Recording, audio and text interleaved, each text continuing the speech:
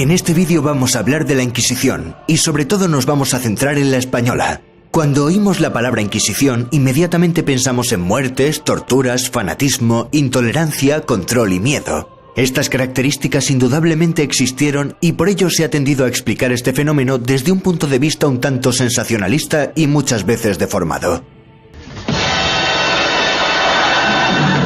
Nobody expects the Spanish Inquisition.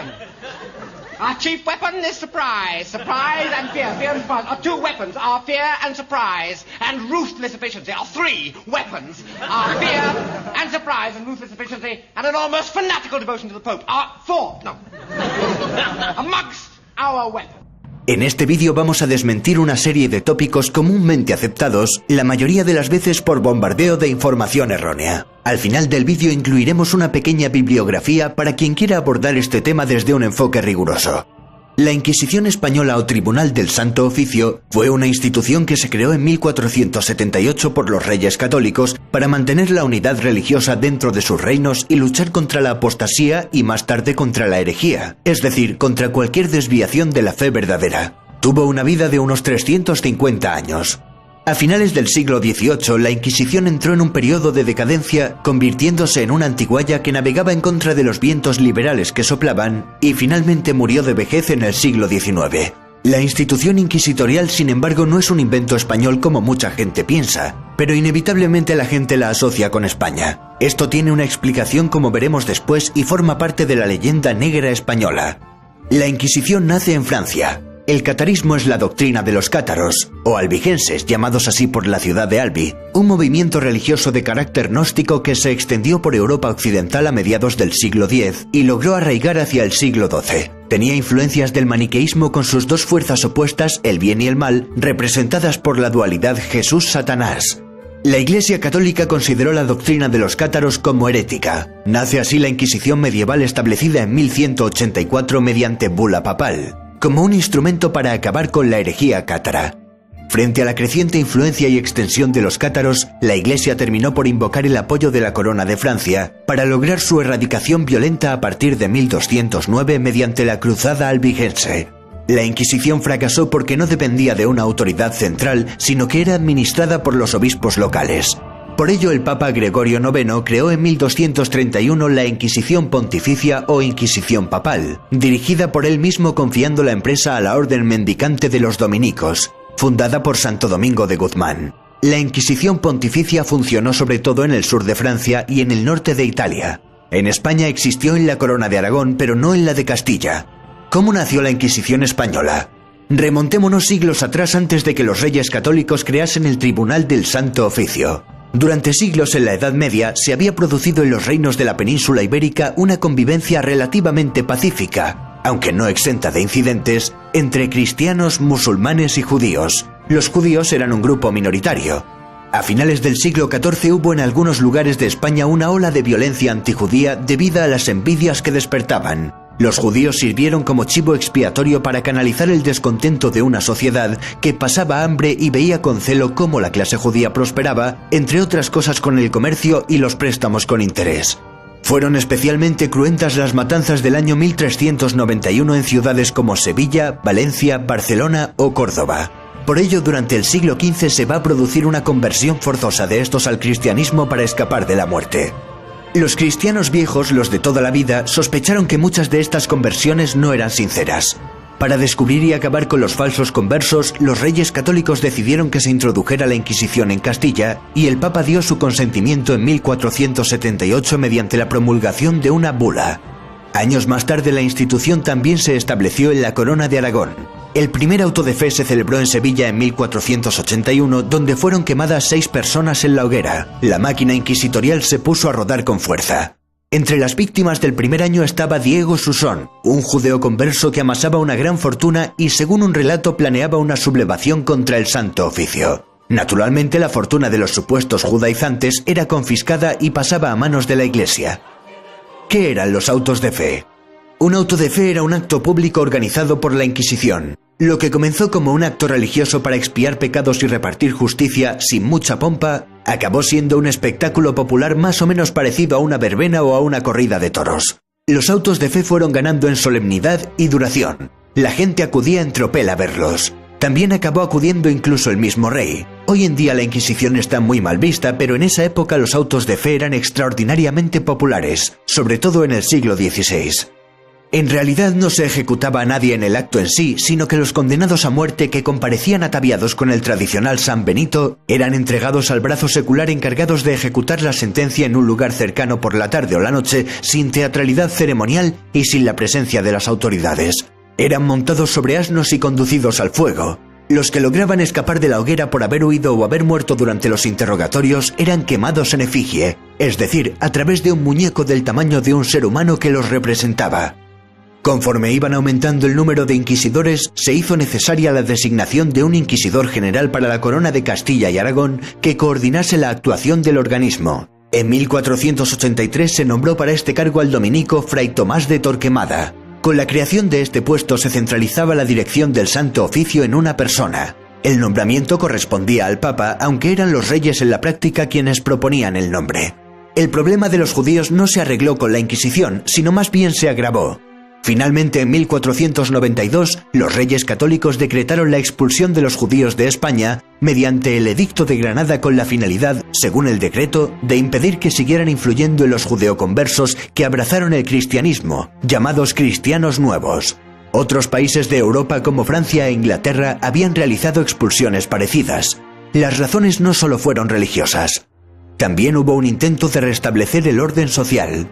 Se les dio un plazo a los judíos y se les permitió emigrar prácticamente con la totalidad de sus posesiones. Los reyes dejarían de ingresar los tributos de esta minoría. Aunque la pérdida más dramática fue el capital humano, a los judíos también se les permitió convertirse a la fe católica si no querían abandonar. Más o menos la mitad abandonaron. Unos 50.000 judíos según las fuentes más fiables. A los judeoconversos se les llamó marranos. Muchos de ellos seguían practicando su religión de manera clandestina. En los primeros años de vida del Santo Oficio, los inquisidores no prestaron atención a la herejía en general. Se interesaron especialmente en vigilar a los judeoconversos. Los musulmanes seguían gozando plenamente de libertad religiosa, pero por poco tiempo. Cuando los inquisidores llegaban a una ciudad, leían el Edicto de Fe, que era una larguísima relación de todas las creencias y conductas heréticas. A continuación se invitaba a los que habían cometido herejía a que se autodenunciasen o denunciasen a otros. Hasta el año 1500 hubo un periodo de gracia, un plazo de entre 30 o 40 días, durante el cual el hereje no sería castigado con penas severas. Con un pago en metálico bastaba. Miles de conversos se presentaron voluntariamente ante los inquisidores. Algunos ni siquiera practicaban su religión en secreto. El miedo les podía. Más tarde se iniciaría una dura persecución de los conversos que no se habían acogido a los periodos de gracia, iniciándose un auténtico terror colectivo.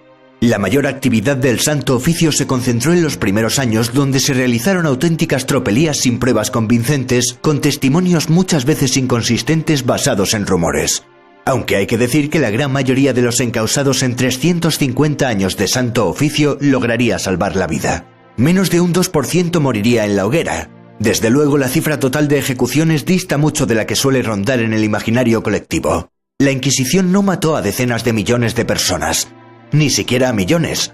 Esto lo sabemos bien, pues la Inquisición española tuvo un aparato burocrático enorme y se han conservado una enorme cantidad de documentos sobre los procesos que ha permitido a los historiadores investigar minuciosamente el tema. En 1517 la Iglesia se dividió en dos por la Reforma Protestante. Carlos I de España acabaría sucediendo a los reyes católicos y acabaría heredando los títulos de su padre Felipe el Hermoso, casado con Juana la Loca, convirtiéndose en emperador y en el hombre más poderoso del planeta. También se erigió como defensor de la cristiandad católica, declarando a Lutero como hereje. Los protestantes, sin embargo, tuvieron un arma muy poderosa para luchar contra el hombre más poderoso del mundo: la propaganda, con la imprenta de Gutenberg como aliada. Precisamente a raíz de la propaganda lanzada por un caudillo protestante, Guillermo de Orange, la Inquisición española adquirió esa fama de tribunal inhumano y monstruoso, pese a que el odio religioso estaba instalado en todos los rincones europeos. El libro de los mártires de 1554, escrito por otro protestante, John Foxe, también contribuyó a acrecentar la leyenda negra española, en parte gracias a los 50 grabados de torturas y malos tratos que lo ilustraban. Foxe dedicó un capítulo entero a la Inquisición española. La Inquisición, tras un periodo de tranquilidad, se centró más en perseguir prácticas heréticas de protestantes y moriscos y otros delitos como blasfemia, bigamia, sodomía o brujería. Hay que aclarar que los moriscos eran musulmanes que fueron obligados forzosamente a convertirse al cristianismo. La Inquisición española, desde luego, vista siglos después, nos parece una barbaridad, por supuesto, esto es innegable. Pero ha llegado el momento de comparar algunos datos y de desmentir algunos tópicos. Los tribunales inquisitoriales, como hemos visto, eran mucho menos garantistas que los tribunales de hoy en día. Era el reo el que tenía que confesar un supuesto delito chivado por otra persona, un delito secreto que no se le comunicaba al detenido. Sin embargo, eran más garantistas que cualquier otro tribunal de su tiempo. El reo tenía muchas más garantías procesales que en los tribunales civiles ordinarios. Aunque no lo parezca, esto fue un enorme avance para la época. Además, en las cárceles inquisitoriales se daba mejor trato que en las cárceles seculares ordinarias. Muchos de los detenidos en las cárceles civiles blasfemaban para que les juzgase el Tribunal del Santo Oficio, para pasar así a sus cárceles más decorosas y humanas que las otras. La Inquisición, por supuesto, pasó a América en los territorios españoles, pero sus acciones no se dirigieron contra los indígenas, sino contra el mismo perfil de gente que las sufría en Europa: conversos, protestantes, blasfemos, etc. La Inquisición española recurría a la tortura en muy pocas ocasiones, a menudo junto a un médico y siempre bajo la supervisión de un inquisidor que tenía orden de evitar daños permanentes. Esto contrasta con las brutales torturas aplicadas por las autoridades civiles por toda Europa. El desarrollo de la tortura era registrado escrupulosamente por los secretarios. Las confesiones obtenidas durante el tormento no eran válidas por sí mismas y debían ser ratificadas en las siguientes 24 horas. Además, el Santo Oficio tenía un manual de procedimiento que prohibía muchas formas de tortura usadas en otros sitios de Europa. De hecho, muchas de las sádicas torturas que se han atribuido a la Inquisición española simplemente no son ciertas. Las torturas encaminadas a arrancar una confesión, también comunes en tribunales civiles que se aplicaban en la mayoría de los casos, fueron las siguientes. 1. El potro. Se tumbaba al reo en una tabla con correas que se iban apretando. 2. La toca. Se introducía un paño empapado en la boca y se tapaba la nariz para crear una sensación de asfixia. Y 3. La garrucha. Se colgaba al reo de las muñecas con las manos atadas a la espalda. El estudioso Henry Kamen afirma que en Europa entre los siglos XV y XVIII, por cada 100 penas de muerte dictadas por tribunales ordinarios, la Inquisición emitió una. Tampoco se dio en España esa histeria europea con la caza de brujas en países tanto católicos como protestantes. La Inquisición española apenas persiguió la brujería, propia de mujeres de clase baja carentes de formación y por tanto con poca influencia en la sociedad. En este aspecto contribuyó a sentar precedente el caso del inquisidor español Alonso de Salazar y Frías, cuya fama se debió principalmente a su participación en el Tribunal de la Inquisición española, que juzgó el caso de las brujas de Zugarramurdi en 1610. Durante la sentencia y sobre todo en la posterior revisión del caso, destacó por su oposición a dar credibilidad a las teorías sobre brujería. Su exhaustivo memorial enviado a la Suprema, que era el máximo órgano de la institución, constituyó la base para que la jurisprudencia inquisitorial española fuera escéptica sobre la realidad de la brujería y que fuera muy reticente a tramitar denuncias por este tema. El historiador Jeffrey Parker cree que en los 350 años de existencia, la Inquisición española causó unos 5.000 muertos. Henry Kamen sitúa la cifra en unos 3.000. En un periodo similar, Alemania quemó a 25.000 brujas.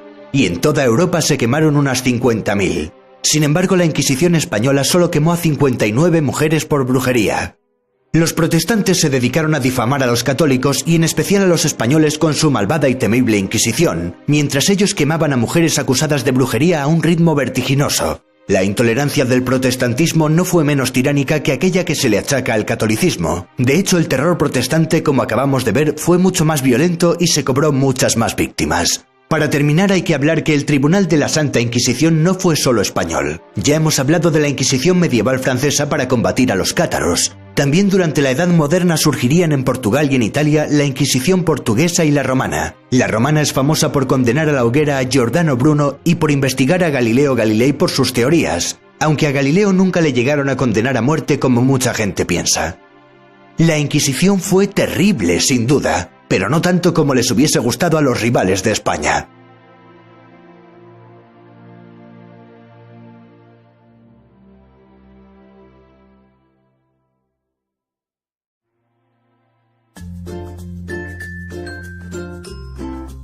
Querido suscriptor, al lado del botón de suscripción hemos añadido un botón de patrocinar. Si patrocinas el canal obtendrás una serie de ventajas. Como emojis personalizados, podrás garantizar la viabilidad económica del canal. Haremos directos privados, podrás ver los vídeos antes que nadie y podrás elegir qué vídeo quieres que hagamos. Solo son 4,99 € al mes, puedes pagar a través de PayPal o a través de cualquier otro método. Solo hay que darle a comprar y ya está.